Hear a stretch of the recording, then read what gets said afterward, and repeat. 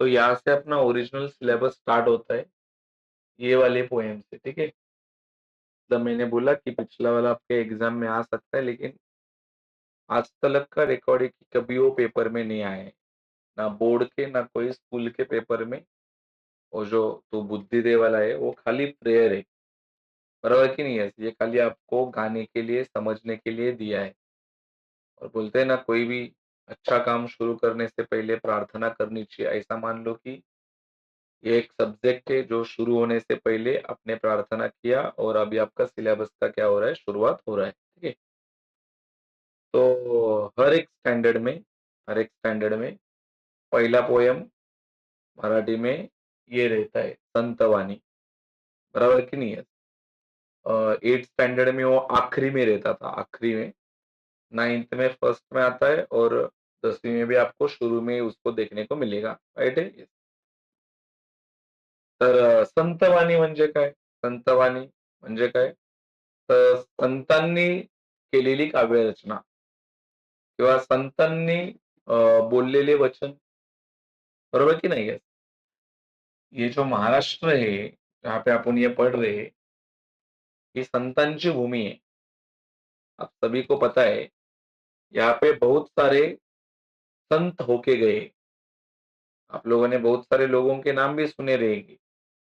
संत ज्ञानेश्वर, संत नामदेव, संत तुकाराम, संत एकनाथ, सुने कि नहीं ये सारे नाम? जिनके यहाँ पे भजन वगैरह होते मंदिरों में, गाँव में, बराबर की नहीं? तो संतांनी बोललेले वाक्य किंवा संतांनी बोललेले विचार, त्यांना काय म्हटलं जातं? संतवाणी. तर संतवाणी म्हणजे काय रे? संतांचे विचार. संतवाणी म्हणजे काय असतं? संतांचे विचार. संतांच्या विचारांना काय म्हटलं जातं? संतवाणी. तर जोशीचा काय विचार असेल तर त्याला काय म्हणणार? जोशीवाणी. बरोबर की नहीं? मुकेश का कुछ रहेगा तो मुकेश वाणी, चिवांशु का कोई रहेगा तो चिवांशु वाणी। हर एक का अपना अपना वाणी हो सकता है। जोशी वाणी, देखिए जोशी की बोली, समझा कि नहीं? जोशी की बोली, कोई वादा नहीं। तो ये एक अभंग है। ये क्या है? अभंग है, जिसका नाम है अंकिला मी दास तुझा. तर अंकिला या शब्दाचा अर्थ आहे शरण आलेला. आता ये बहुत इंपॉर्टेंट बातें चल रही है, बिकॉज इंग्लिश के एप्रिसिएशन में आपको 4 वर्ड्स आते और उसका अर्थ लिखने का रहता है. 4 शब्द येतात, त्याचा अर्थ लिहायचा असतो. तर तुम्हाला प्रत्येक हार्ड वर्डचा म्हणजे हार्ड असं म्हणू शकतो, की याचे समानार्थी शब्द. तर अंकिला म्हणजे शरण येणं. शरण मतलब अपन कैसा भगवान के यहाँ पे जाके चरण स्पर्श करते, तो उसको बोलते हैं अंकिला, मतलब शरण आया हुआ. और यहाँ पे लिखा है दास. दास मतलब यहाँ पे सेवक. दास मतलब सेवक. तो यहाँ पे सेवक कौन है? संत नामदेव. संत नामदेव ये परमेश्वर, परमेश्वर मतलब ये सारे संतों का परमेश्वर एक ही था, विठ्ठल, भगवान विठ्ठल. पंढरपुर जानते हो ना? पंढरपुर, तो पंढरपुर में विठ्ठल रुक्मिणी का मंदिर है. तो भगवान विठ्ठल जो है, उनके सेवक कौन है? संत नामदेव. और संत नामदेव उनको क्या बोल रहे हैं? विठ्ठल को, कि मैं तुम्हारा सेवक हूं और तुम्हारे चरणों में शरण आया हूं. शरण आया हूं, बरोबर नाही? मी सेवक आहे विठ्ठलाचा आणि मी विठ्ठलाच्या पायावरती काय झालोय? शरण आलोय. तर हा जो अभंग आहे, हा संत नामदेवांनी लिहिलाय. आता यांचा जन्म आता महाराष्ट्र संतों का भूमि है, ये बहुत पुराना टाइम है. कभी जन्म हुआ था उनका? 1270, बराबर की नहीं? 1270, अभी 2026 चल रहा है. 1270 मतलब कितने साल पहले की बात हो रही है ये. और कभी डेथ हुआ उनका? 1350.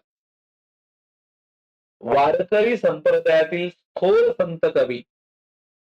अभी आपण परिचय जान रहे हैं किसका? संत नामदेव का.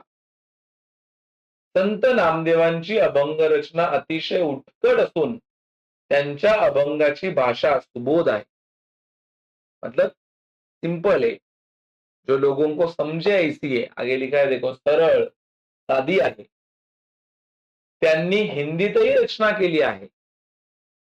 मतलब उन्होंने जो अभंग लिखे वो हिंदी भाषा में भी लिखे. पंजाबमध्ये जाऊन त्यांनी भागवत धर्माची पताका फडकावली. मतलब अभी महाराष्ट्र को ही संतों का भूमि बोला जाता है. मतलब ये जो संत परंपरा है कहाँ पे हुई है? महाराष्ट्र में. लेकिन संत नामदेव ने ये जो संतों की परंपरा है ये कहां तक लेके गए? पंजाब तक. मतलब उन्होंने संत, ये जो कंसेप्ट है, वारकरी जो भगवान की प्रार्थना लोग करते हैं, वो टाल मृदुंग वगैरह रहता है उनके पास और वो भजन गाते, ये जो तरीका है वो उन्होंने कहां तक फैलाया है? पंजाब तक. शिखांच्या गुरु ग्रंथ साहेब या ग्रंथात त्यांची 61 कवने समाविष्ट असून, अभी सिख मतलब पंजाब, पंजाब के भगवान कौन है? गुरु ग्रंथ साहेब. वो उनका ग्रंथ है, ग्रंथ मतलब वो बुक है. लेकिन उनके जो गुरु है उन्होंने ये बुक लिखा रहेगा, गुरु ग्रंथ साहिब. वो बुक में, बराबर, वो बुक में भी इसका अभंग है संत नामदेव का. कम से कम कितने हैं? 61. भक्त नामदेव की मुखवाणी या नावाने ती प्रसिद्ध आहे. और वो जो गुरु ग्रंथ साहिब, ये जो ग्रंथ है, जैसा अपना कैसा भगवत गीता, पर कुरान, बाइबल, ये कैसे ग्रंथ है, वैसे ये भी एक ग्रंथ है, गुरु ग्रंथ साहिब. उसके अंदर उसके अंदर संत तुकाराम ने बनाए हुए अभंग भी है. और उसका टाइटल क्या दिया है? भक्त नामदेव जी की मुखबाणी. प्रस्तुत अभंगामध्ये संत नामदेवांनी विविध दृष्टांतातून, दृष्टांत, दृष्टांत म्हणजे उदाहरणे. हे उदाहरणे का म्हणजे मतलब काय होतं रे? एग्जाम्पल. एग्जाम्पल. अलग अलग एग्जाम्पल दिए परमेश्वर कृपेची याचना आहे. याचना म्हणजे काय रे? प्रार्थना केली आहे. म्हणजे काय? अलग अलग एग्जाम्पल देके कवि ने यहाँ पे बताया है, संत नामदेव ने बताया है कि मैं किस तरह भगवान विठ्ठल को मिलने की मेरी इच्छा हुई है और भगवान को मिलने की इच्छा मेरे मन में कितनी हुई है, ये बताने के लिए संत नामदेव ने अलग अलग एग्जाम्पल दिए. अभी देखते हैं, बोलो किसकी इच्छा हुई है विठ्ठल को मिलने की? संत नामदेव की. अभी विठ्ठल को सच में लगना चाहिए ना, भगवान विठ्ठल को लगना चाहिए कि सच में नामदेव को मेरे को मिलना ही है. इसके लिए संत नामदेव आपको अलग अलग एग्जाम्पल देके बता रहे कि मेरा कितना इच्छा हुआ है कि मेरे को किसको मिलना है? भगवान विठ्ठल को. और ये बात उसने अलग अलग एग्जाम्पल में बताई है. देखते क्या क्या एग्जाम्पल दिया है. पहला एग्जाम्पल देख क्या लिखा है. अग्नी माझे पडे बाळू. अग्नी माझे म्हणजे अग्नीमध्ये. काय रे? अग्नी मध्ये. अग्नी समजतं ना? अरे अग्नी मध्ये. अग्नी म्हणजे काय रे? आग. पडे म्हणजे पडलेलं. बरोबर की नाही? बाळू म्हणजे काय रे? लहान बाळ. बाळू म्हणजे काय रे? लहान बाळ. माता धावे कनवाळू. माता, माता म्हणजे आई. बरोबर की? धावे म्हणजे काय रे? पळते. कनवाळू, कनवाळू म्हणजे काय रे? दयेने किंवा प्रेमाने. मला सांगा, ये जो आपको ये जो स्टांजा है ना, ये एक अकेला नहीं पढ़ना पड़ेगा, ये दोनों एक साथ है, तब जाके वो कंसेप्ट समझे. अभी आपको पता है मराठी में तुमको काव्य सौंदर्य आएगा, बराबर कि नहीं है? उसके बाद में लाइन्स का मीनिंग आएगा. ये शुरू हो गया, ये बोर्ड का फेवरेट और संतवानी, ये आता ही है पेपर में. बराबर कि नहीं है? ये 8 मार्क का एप्रिसिएशन इसके ऊपर, जिसमें तुम्हारे 2 मार्क के शब्दार्थ आएंगे जो ये सारी मैं बता रहा हूँ. फिर लाइन का मीनिंग. अरे शब्दार्थ नहीं समझे मीनिंग कैसे आएगा? त्रास है. मैं क्या बोला, ये अकेला स्टांजा नहीं आएगा आपके पेपर में, आएंगे ये दोनों एक साथ. तैसा धावे माझिया काजा. तैसा म्हणजे तसे. धावे म्हणजे आताच झालं. धावे म्हणजे पळणे. माझिया, माझिया म्हणजे माझ्या.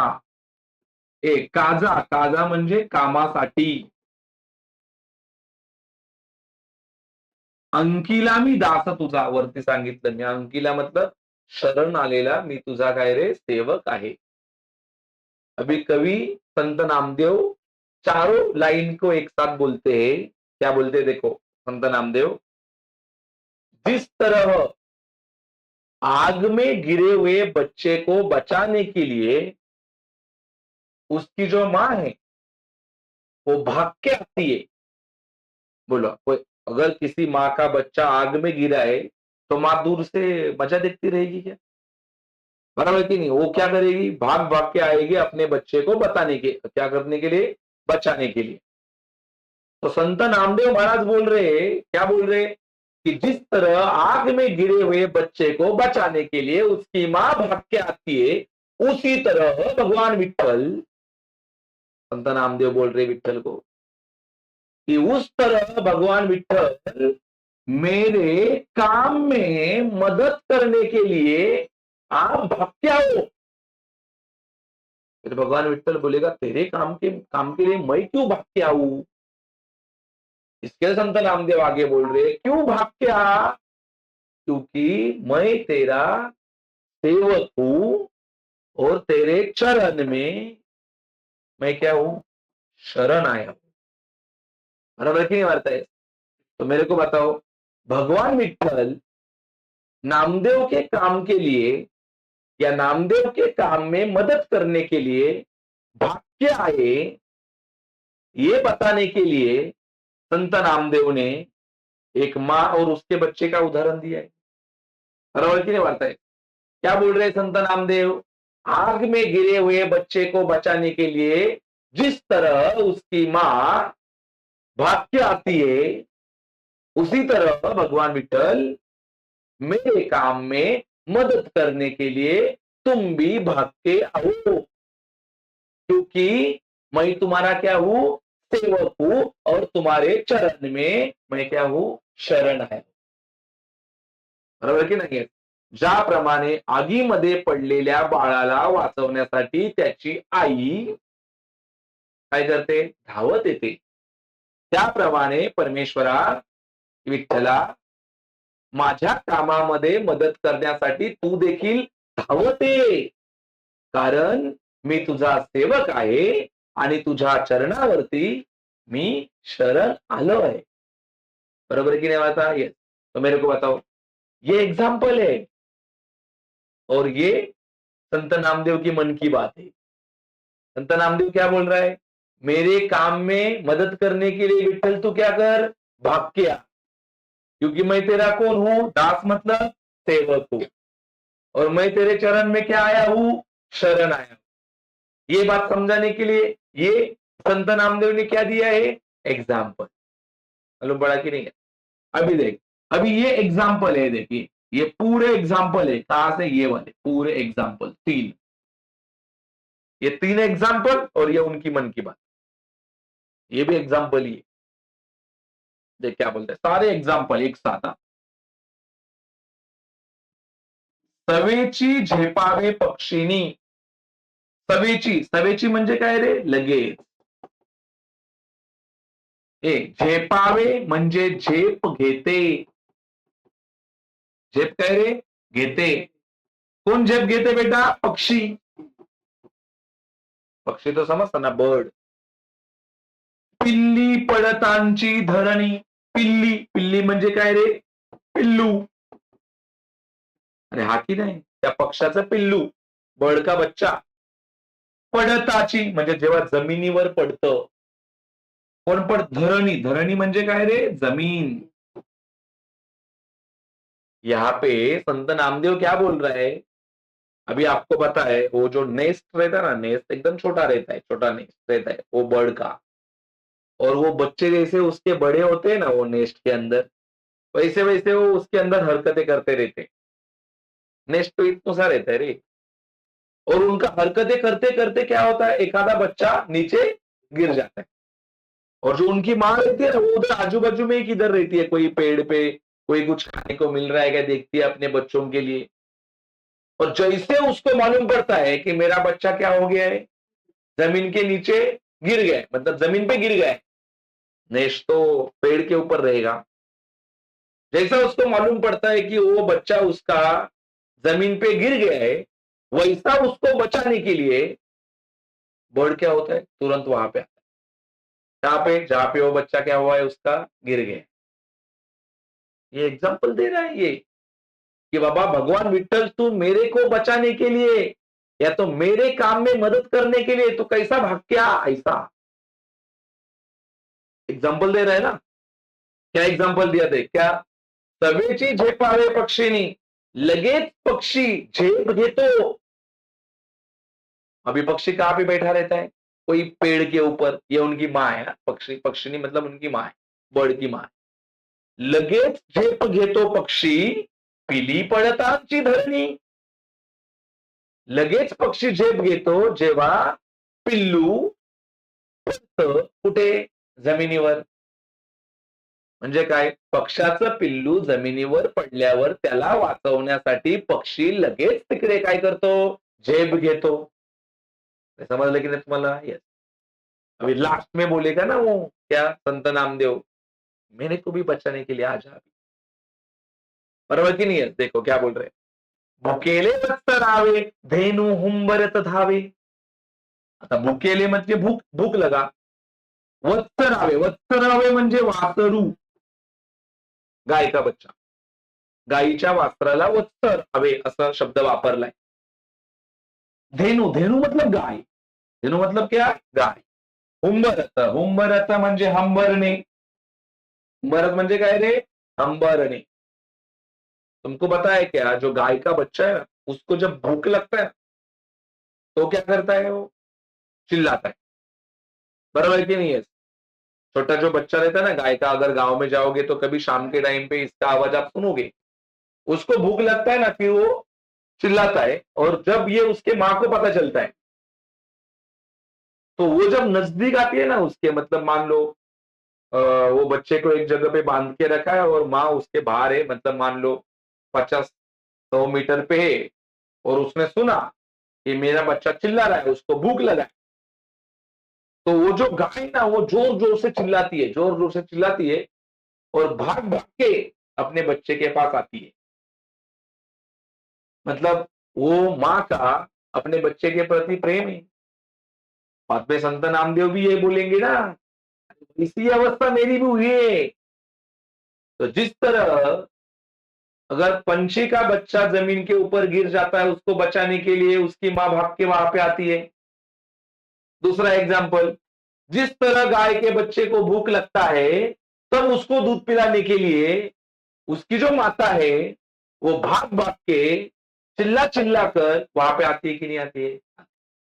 देखो यार, भूखेले वत्सरावे, वत्सरावे मतलब जब गाय के बच्चे को भूख लगता है, धेनु हुंबरत, तो गाय क्या करती है, चिल्लाती है. और धावे, धावे मतलब भाग भाग के किसके पास आती है, अपने बच्चे के पास आती है. जेव्हा गायीच्या वासराला भूक लागते तेव्हा गाय हंबरत हंबरत धावत आपल्या काय रे पिल्लाकडे येते. बरोबर की नाही म्हणताय. वनवा लागला सेवनी, पाळस चिंतित हरिणी. आता वनवा, वनवा मतलब आग. जब आग लगती है कहां पे, वनी, वनी मतलब जंगल. वनी मतलब काय रे, जंगल. जेव्हा जंगलाला आग लागते, पारस चिंतित हरिणी. पारस म्हणजे हरिणाचं, येस, हरणीचे, हरणीचे काय रे, पिल्लू. हरणाच्या हरिण का जो बच्चा रहता है ना, डियर का बच्चा, उसको बोलते हैं पारस. तो मेरे को बताओ, जब वो जो हरिण है, मतलब वो हरिण के बच्चे की जो माँ है, वो जंगल में गई है कोई शिकार बिकार करने के लिए, अपने बच्चे को खाना लाने के लिए, और वो दूर से देखती है, अरे पूरे जंगल को आग लगी है, तो उसका छोटा बच्चा किधर तो उसने रख के गई रहेगी ना वो खाना लाने के लिए. तो मेरे को बताओ, जंगल को आग लगी है, ये देख के वो हरिण को बहुत चिंता होती है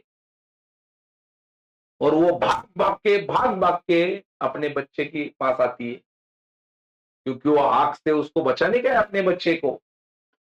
बात समझा कि नहीं है? देखो क्या लिखा है, वनवा लागल सेवनी, जब जंगल को आग लगती है, जंगलाला लागलेली आग पाहून पाड्याचा चिंतित हरणी, चिंतित चिंतित म्हणजे टेंशन। तो मेरे को बताओ, जंगल को लगा हुआ आग देख के हरिण को अपने बच्चे की क्या होती है? चिंता होती है, बरोबर की नाही? म्हणजे काय, जंगलाला लागलेली आग पाहून हरिणाला आपल्या पिल्लाची काय होते? चिंता होते।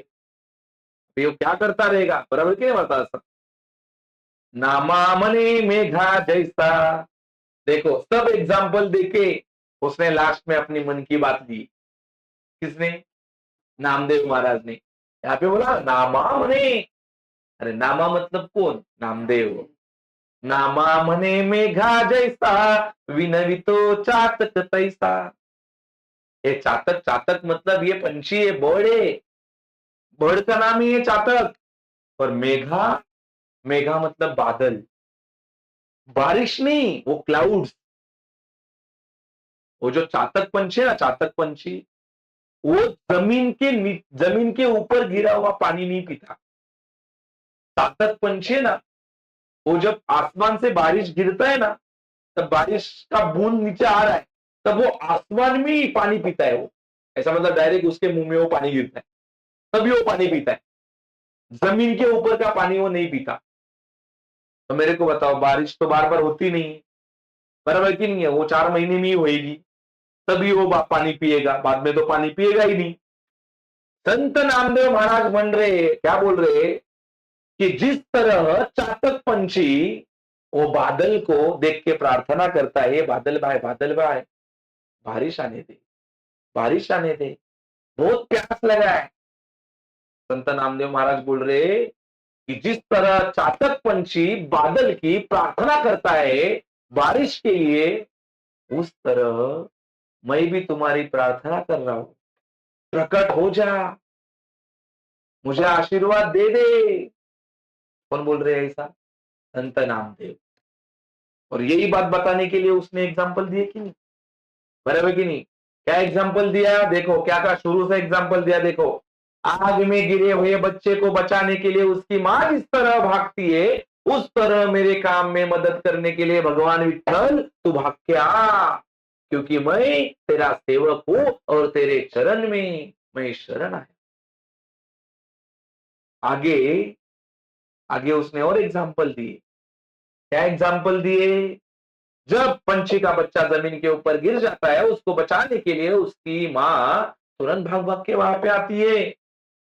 और क्या बताओ भगवान विठल, जी जब गाय के बच्चे को क्या होता है, भूख लगता है, तब उसकी मां चिल्ला चिल्ला कर उसके पास आती है।